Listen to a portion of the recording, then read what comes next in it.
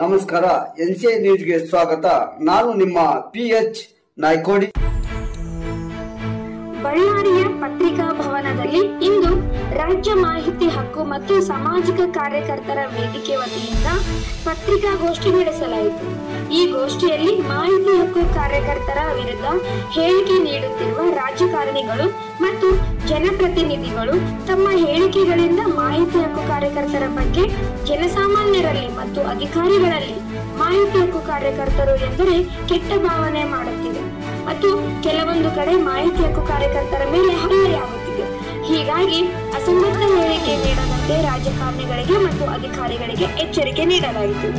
ಈ ಸಂದರ್ಭದಲ್ಲಿ ರಾಜ್ಯಾಧ್ಯಕ್ಷರಾದ HG ರಮೇಶ್ ಕುಡಿಗಲ್, ರಾಜ್ಯ ಕಾರ್ಯಾಧ್ಯಕ್ಷರಾದ ಚೆನ್ನಯ್ಯ ಮಸ್ತದ್, ರಾಜ್ಯ ಸಮಿತಿಯ ಬಳ್ಳಾರಿ ವಲಯದ ಸಂಘಟನಾ ಕಾರ್ಯದರ್ಶಿ H ರಾಜಕುಮಾರ್, ವಿಜಯನಗರ ಜಿಲ್ಲಾಧ್ಯಕ್ಷರಾದ ರಾಮಕೃಷ್ಣ ಕಣಿವಿಹಳ್ಳಿ, ಬಳ್ಳಾರಿ ಜಿಲ್ಲಾ ಅಧ್ಯಕ್ಷರಾದ ದೇವೇಶ್ ಹಿರೇಮಠ್, ಸೋಮಶೇಖರಯ್ಯ ಹಿರೇಮಠ್, ನಾಗಿರೆಡ್ಡಿ ಚಿತ್ರದುರ್ಗ ಮತ್ತು ಹಲವಾರು ಕಾರ್ಯಕರ್ತರು ಹಾಜರಿದ್ದರು.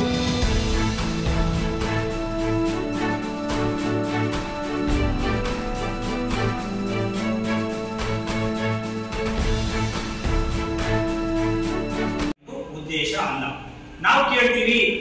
ನಾವು ಕೇಳ್ತಾ ಇರ್ತಕ್ಕಂಥ ದಾಖಲಾತಿಗಳು ನೀವು ಪ್ರಿಪೇರ್ ಮಾಡಿಕೊಡ್ಬೇಕಾಗಿಲ್ಲ. ಯಾವುದೇ ಕಾರ್ಯಾಂಗದ ಅಧಿಕಾರಿಗಳು ಹೊಸದಾಗಿ ಪ್ರಿಪೇರ್ ಮಾಡಿ ಕೊಡ್ತಕ್ಕಂಥದ್ದು ಎಲ್ಲೂ ಇಲ್ಲ. ದಾಖಲಾತಿಗಳನ್ನ ನೀವು ಏನ್ ಕೆಲಸಗಳನ್ನ ಮಾಡಿದಿರಿ, ಏನ್ ಕೆಲಸಗಳನ್ನ ಮಾಡಬೇಕಾಗಿದೆ ಅದರ ದಾಖಲಾತಿಗಳನ್ನ ಕೇಳೋದಷ್ಟೇನೆ.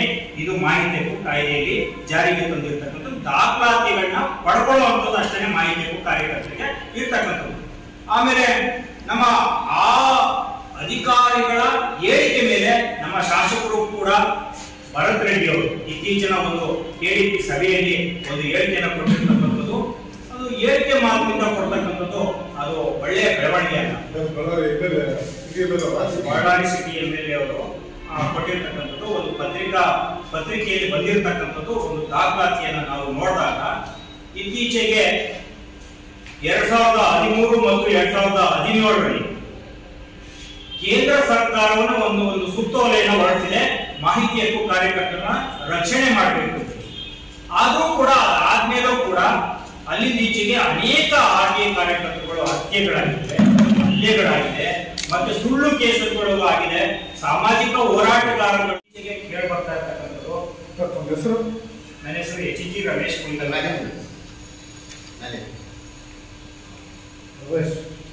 ಆಡಳಿತ ಮತ್ತು ಕಾರ್ಯಾಂಗದ ಆಡಳಿತದಲ್ಲಿ ಕೇಳಿಬರ್ತಿರ್ತಕ್ಕಂಥ ಇತ್ತೀಚಿನ ಬೆಳವಣಿಗೆಗಳೇನಪ್ಪ ಅಂದ್ರೆ ಮಾಹಿತಿ ಹಕ್ಕು ಕಾರ್ಯಕರ್ತರಿಂದ ಕರ್ತವ್ಯಕ್ಕೆ ಅಡಚಣೆ ಆಗ್ತಿದೆ ಅನ್ನೋದು ಒಂದು ಉದ್ದೇಶವನ್ನ ಹೇಳ್ಕೊಂಡು ಬರ್ತಿದ್ದಾರೆ.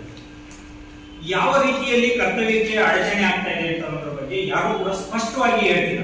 ಕರ್ತವ್ಯಕ್ಕೆ ಅಡಚಣೆ ಅಂತ ಅಂದ್ರೆ ಮಾಹಿತಿ ಹಕ್ಕು ಕಾರ್ಯಕರ್ತರು ಏನ್ ಮಾಡ್ತಿದ್ದಾರೆ ಆಗಿದ್ರೆ ನಿಮಗೆ ಬಂದು ಕರ್ತವ್ಯಕ್ಕೆ ಅಡಚಣೆ ಅಂತಂದ್ರೆ ನಿಮ್ಮ ಕೈ ಹಿಡಿದು ಎಳೆದಾಡುವಂಥದ್ದು, ನೀವು ಕರ್ತವ್ಯನೇ ಮಾಡಕ್ಕೆ ಬಿಡದೇ ಇರ್ತಕ್ಕಂಥ ಸನ್ನಿವೇಶಗಳಿದ್ರೆ ಮಾತ್ರ ಅದು ಕರ್ತವ್ಯಕ್ಕೆ ಅಡಚಣೆ ಅಂತ ಅನ್ನೋದು ಬರುತ್ತೆ.